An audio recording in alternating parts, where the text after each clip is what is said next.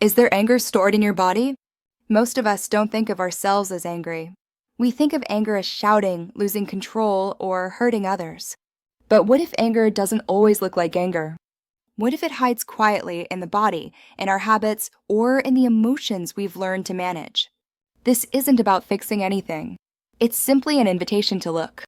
Take a slow breath. There's nothing you need to change right now. Just notice. Anger that wasn't allowed to be expressed doesn't disappear. It often moves into the body. As you listen, gently scan yourself. Is your jaw tight, even when you're relaxed? Do your shoulders sit high, as if you're always bracing?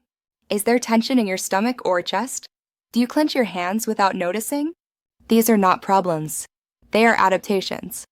At some point, your body learned it was safer to hold than to express, and it has been loyal ever since. You might quietly ask yourself, what is my body holding for me? Suppressed anger often shows up not in rage, but in behavior. You might notice that you say yes when your body wants to say no. You might avoid conflict, even when something feels deeply wrong. You might procrastinate or sabotage things that matter to you. You might feel resentment toward people you care about, but never say anything. You might feel tired, flat, or unmotivated without a clear reason. These are not character flaws. They're signs of energy being held back. Anger is movement. When it has nowhere to go, life can start to feel heavy. You might ask yourself, where am I holding myself back? Sometimes anger disguises itself as something more acceptable.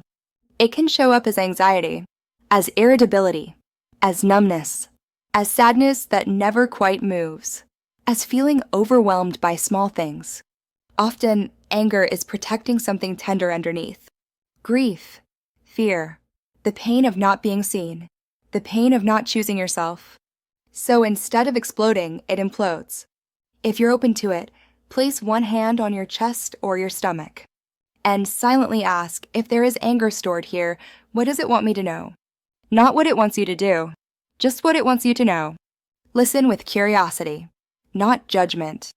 Anger is not something to get rid of. It is something to listen to. It carries information about boundaries, needs, and truth. You don't need to express it perfectly. You don't need to act on it. The first step is simply allowing it to exist.